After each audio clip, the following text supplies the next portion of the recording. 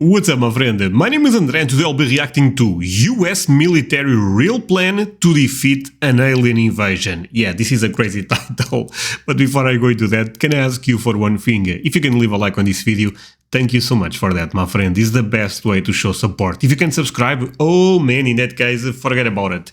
You make my day, have that in consideration. Now, link for the original video in my description. You guys end up recommending this one quite a lot, so, well, let's play it. It's 2023, and here's the question of the hour. What are we going to do about the aliens? UFOs now... We don't even know if they exist, by the way. Actually, I'm gonna regret. But I have to ask. Do you guys believe in aliens? Because I don't. I know, André, that's crazy. Look, maybe because of I believe in God, and for me that makes very little sense to believe in aliens if I believe in God. And by the way, everyone can have their own perspective on this, but I'm sharing with you why I don't believe it. That said, tell me one thing. Put one in the chat if you believe in aliens and what's the reason. Put two if you don't. I personally don't, but who knows actually, you know. Officially designated as unidentified aerial phenomena, or UAPs, have become a hot topic in Washington again. Experienced pilots have testified... Another pause, I know, but actually I have to say one thing. Recently, in the last, I would say, 1 year or two, it's crazy the amount of talk I have been... maybe I'm paying more attention on the news, but I have been seeing a lot of conversation about aliens. Am I crazy about that? I hope this... Maybe, you know, maybe they are preparing us for something, I don't know. Before Congress about their encounters with aircraft that go far beyond the capability of anything known on Earth. More salaciously, recent public hearings have accused the United States government of possessing the wrecks of aircraft that are not exactly of human origin. Okay. Some even more memorable claims have suggested the government has the bodies of aliens hidden away in a beyond top secret. See, this is where I don't believe it. But I mean, I don't believe it. Storage facility. The Department of Defense has stalled some of the investigation efforts, seemingly lending credence to conspiracy theories. Regardless of the accuracy of these particular claims, the United States government takes UAPs and extraterrestrials seriously enough to have a plan in place against an alien invasion. Let's take a look at things we know about the plan, things that would likely happen in the face of an alien invasion, and the daunting obstacles such a plan would face. The most important... What is going on with the video? Oh boy. Maybe I should not be reacting to this. Did you guys saw that? Important part of any plan for an alien invasion would be to deal with the difference in technology. Any scenario involving an alien invasion would involve a huge technological disparity. We can look at our own experience to get an idea of just how big of a disadvantage we would suffer against the alien forces. All of the armies in World War II would be easily wiped out by modern forces a fraction of their size, armed with... Yeah, this is the thing. Let's go with the thing that aliens, UFOs are real. But extraterrestrial, right? If they are real and if they can actually come to America, to the planet Earth, they probably have technology that is so much ahead of what we have. So we cannot do anything to them. That's the thing. At least I don't see it either way. Because we know the planets around us and there is no life. So if they are coming from a different galaxy that we cannot even take a look or even dream about, you know, go there, they have crazy technology. So this would not be even America #1 when it comes to humans. I think America would struggle against aliens. So I'm actually curious to see the plan. Contemporary artillery, missiles, and air support. And that is a difference of less than 100 years. Any alien civilization capable of crossing the light years... Okay, I feel like I already paused it 20 times on this video. But can you guys imagine waking up, turning the news, and you see that on the news? Alien species comes to Colorado. Why do I say Colorado? I have no idea. What would you guys do, by the way? Guess I would pick my coffee, take a good sip, and go. Ah, shit. Between the stars, would be vastly superior to our own civilization, That's true. which has not even established permanent outposts on our planet's moon, much less the other planets in our solar system. One often cited method of determining the capability of a civilization is the Kardashev scale, originally developed Kardashian scale. Did I hear that correct? No chance, right? Determining the capability of a civilization is the Kardashev scale, Kardashev. Okay, no chance is Kardashian, right? originally developed by the Russian astrophysicist Nikolai Kardashev in 1964. Kardashev, okay. Subsequent scientists like Carl Sagan modified the scale to make it more specific, but the basic scheme remains intact.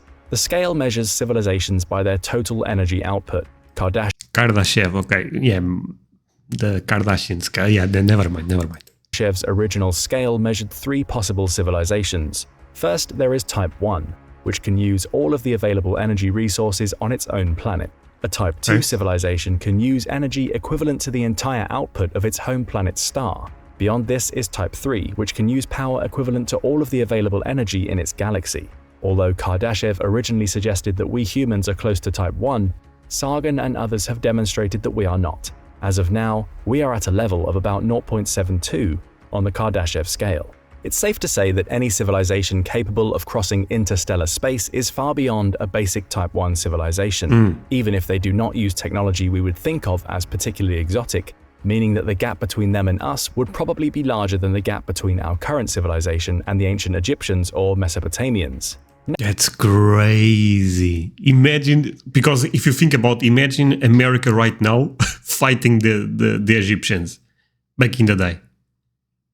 This would be like, you guys are gone. So they believe the difference is even bigger to aliens. Oh, that's crazy. Naturally, this Good thing they do not exist, my friends. doesn't bode well for our prospects. If an alien civilization found our radio and television broadcasts, journeyed across the light years, and found something about this little neck of the Milky Way galaxy that they decided was worthwhile for them to have. So would we have any chance of defending ourselves against an attacker like this? The United States Department of Defense has plans in place to try. At its basic, the plan would involve the use of asymmetric warfare. Asymmetric warfare is not simply a more complicated way to describe a guerrilla conflict. It can involve asymmetries in societal factors, morale, and economics, rather than simply military power or technology. This is appropriate, because every human being on Earth would be playing a role in a plan to defeat an alien invasion. The first step in the plan will be to ensure that we are not taken completely by surprise. Although the Pentagon has not stated this publicly, it's probably one of the reasons why an advanced aerospace threat identification program was established. Okay, this is interesting, but if you guys really think about it, the good thing that could happen with the alien invasion is we all would be, the entire world would fight together for one cause. If you really think about it, that's kind of beautiful, but the problem would be the result that we probably still got crushed. Pentagon admitted its existence in 2017, although funding had since dried up. That was not the end of the story, though. On November 3, 2021, the Pentagon announced it was establishing the Airborne Object Identification and Management Synchronization Group, AOI-MSG, which would synchronize efforts across the department and broader US government to detect, identify, and attribute objects of interest in special use airspace, SUA, and to assess and mitigate any associated threats to safety of flight and national security. Okay. This is not officially a UAP program, but UAPs would be part of this mission. If the world got advanced warning of an incoming alien presence, the next step would be to try to determine their intentions.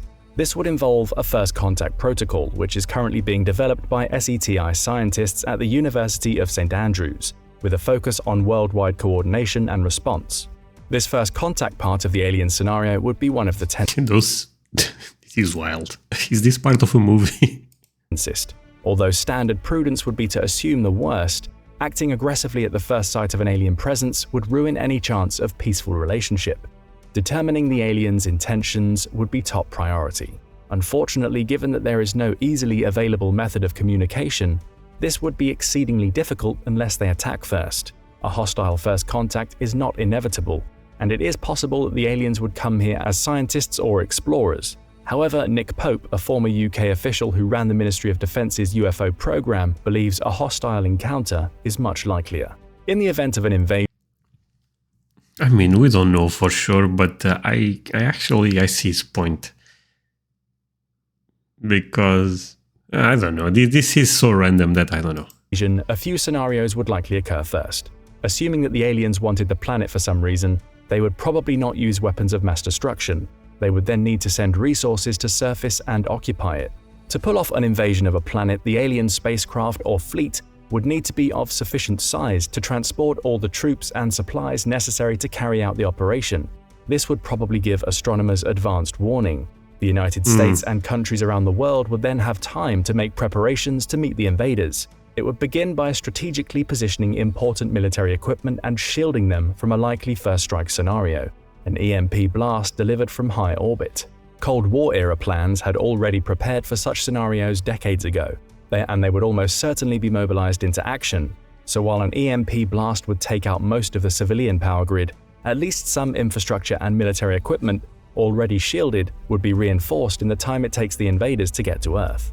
Using the plans for a nuclear shutdown with the Soviet Union, the United States military would disperse its assets to prevent them from being wiped out in orbital attacks. The aliens would certainly strike any military installation that they can find from orbit, but beyond the loss of the infrastructure there would probably be few casualties in this stage of the war. However, okay, I mean, I'm liking this plan so far. I mean, I think it's good to have a plan for this. I mean, why not, you know? But I still think if they exist and if they got here, we are in trouble. But or not, you know, maybe they are actually quite peaceful. But if they are not, I think we are in trouble. But it's still good to have at least a plan. Will this work? I'm not sure. However, this is only the beginning, and the worst would be yet to come. If the aliens aren't too far ahead of us, relatively speaking, the United States military and every other armed force in the world with the capability would look to destroy as many of the alien landing craft entering the atmosphere as possible. The heat here is where I disagree. If they are not as far in terms of if their technology is similar to yours, that automatically makes no sense because they got here and we do not get there. But the other thing would be they would also be smart to not invade if they think you know, America maybe beat us. You know, I think that would be stupid. Signatures of enemy aircraft entering the atmosphere would make them easy targets, and because of the high G-forces involved, they would probably not be as maneuverable. This is the phase of the war where air defense systems and aircraft would try to shoot down as many of the incoming alien vehicles as possible. Aliens that can cross the vast distances between the stars might have much more advanced technology than our own, but they will still need to obey the laws of physics. Significant numbers of alien ships would be taken out during this phase. However, not all of them would be, and it's from this point that the tide would turn dramatically. As we've seen from our own history, even only a few alien vehicles would be a huge problem for humanity's forces. Any alien aircraft would easily overpower even the world's most advanced fifth-generation fighter jets. They would probably be easily able to evade the fastest surface-to-air missiles too. The aliens would quickly establish air superiority and destroy the world's ability to retaliate in the skies. Any human aircraft or air defense systems would quickly be destroyed.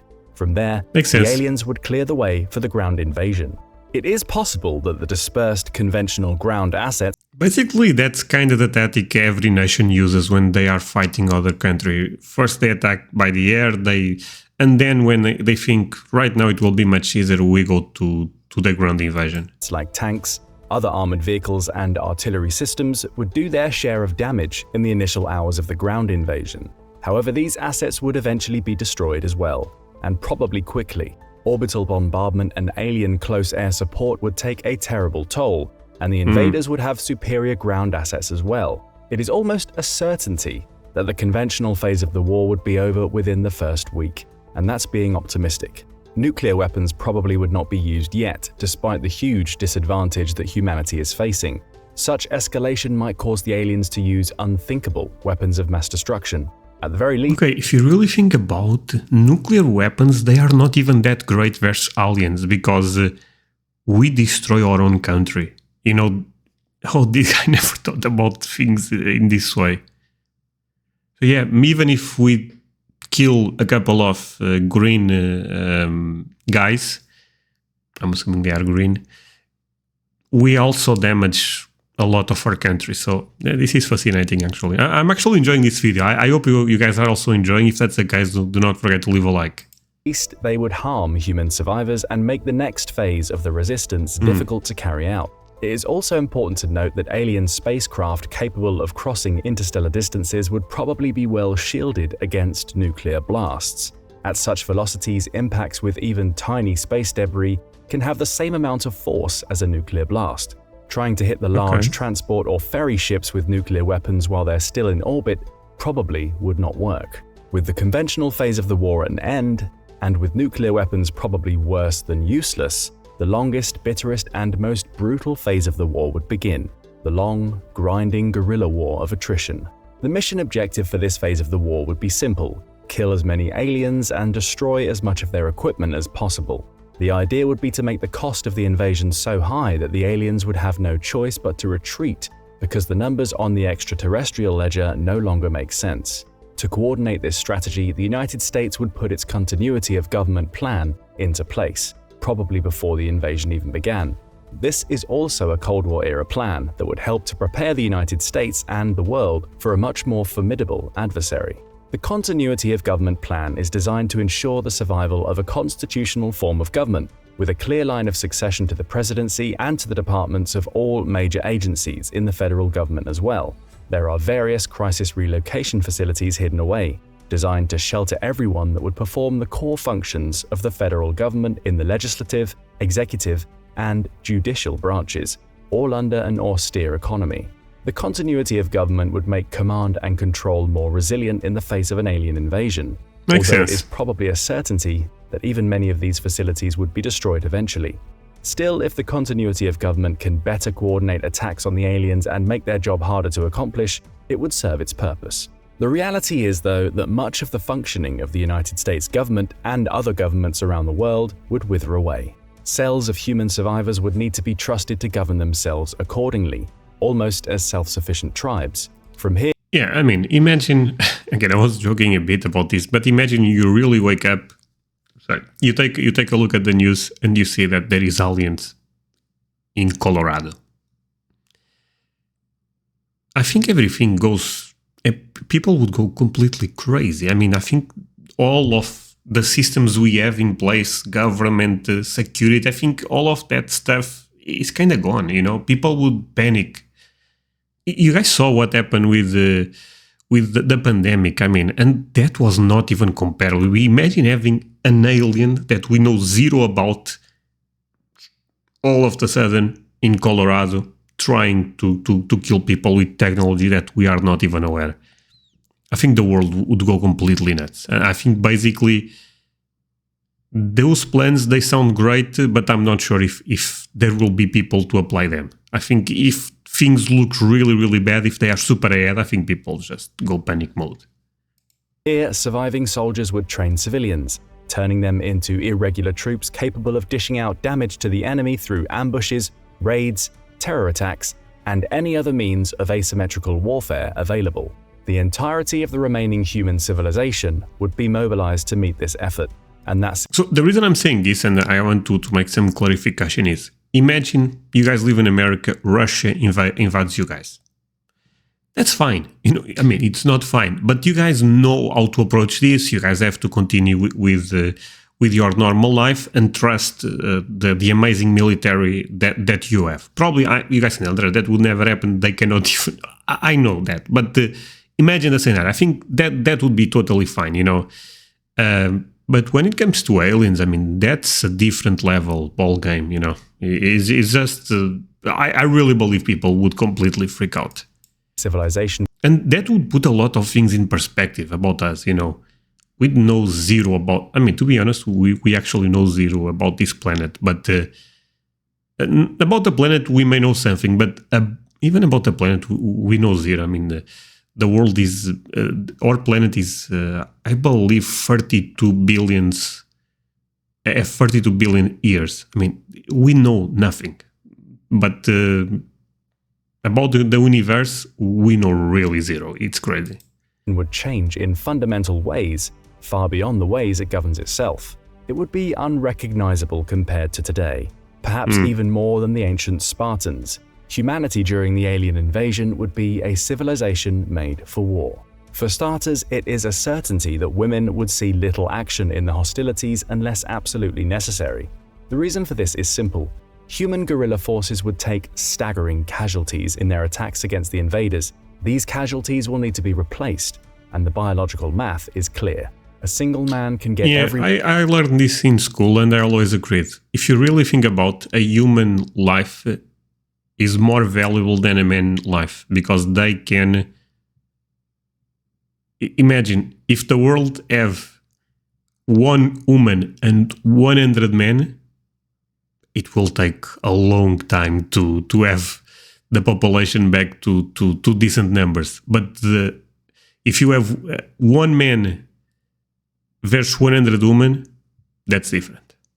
Every woman in the world pregnant. In contrast, women cannot reproduce nearly as rapidly. In dealing with the alien invasion, the reality is that men are expendable, women are not. Women will therefore need to have as many children as possible to ensure a steady supply of troops for the long and bitter struggle ahead. This also means that our traditional notions of relationships may need to take a holiday. To ensure genetic diversity, relationships will probably need to be polyamorous rather than monogamous. In this ironic way, the alien invasion of Earth would probably be the biggest boon for free love the world has ever seen. To guarantee against extinction, the native species will simply need to reproduce faster than the invasive species. In this way, humanity has a big advantage. The aliens would need to ship their replacement troops and supplies across interstellar space, and no matter how advanced they are, that's a much more expensive proposition than living off the land and reproducing locally. Perhaps it's true that the aliens would bring some reproducing colonists with them, but their numbers would be small, thanks to the expense of shipping things across the light years. Therefore, the invasion force would probably be mostly military in nature. Human losses would therefore be relatively cheap, and alien losses much more expensive, as the war of attrition goes on, probably for decades at least. Capturing and reverse engineering alien technology would be a high priority for the long phase of the war. In this way, the technological gap between humans and aliens would steadily decrease. The human-to-alien casualty ratio would go down with each encounter as the native species learns more about the tactics, technology, and biology of the invasive species. Alien replacements would be extremely expensive, and they would need more of them, while humanity's would remain cheap. At some point, the math would swing in favor of the native species against the invasive one. The aliens would determine that the venture is losing more than it's gaining and decide to end the operation, leaving a humanity behind, now armed with alien technology which would make it much better prepared for the invaders should they decide to ever return. It all sounds nice, but the plan has several flaws. In the first place, it assumes... Well, the first flaw is we have no idea the technology they have, so... they may have a weapon that destroys the entire country like this. So it's just... you guys may say, we also have that. Yeah, but we don't have that coming from the space, it's a bit different. That the aliens would even bother sending real biological soldiers to the battlefield. Already in our own time, with the Kardashev Type 0.72 civilization, we see automation taking off and drones playing an increasingly important part of warfare. Relatively soon, drones will take to the land, sea, and skies in much greater numbers, potentially becoming the most numerous part of the battlefield. They will become a lot smaller. The problem with this is, what if they can control the drones? That's the problem. Smarter and more autonomous. I guess you can say the same about humans. If they can control our mind? I'm putting a lot of assumptions, never mind. Autonomous too. There will need to be comparatively few human operators, and this will likely mean less humans take to the battlefield, as capital rather than manpower becomes even more important on the ledgers of victory and defeat. For a civilization of Kardashev Type 1 and beyond, drones and robots would be abundant and long since part of everyday experience. Just as we have not yet taken the risk of sending human explorers throughout our solar system, but have so far exclusively sent robotic surveyors, there's a good chance that an alien invasion would consist of robots and drones, with few or no biological entities on the That's also a great point, yeah. journey, in contrast to scenarios shown in movies like Independence Day or Battle Los Angeles. An alien invasion scenario has a good chance of being closer to something like The Terminator.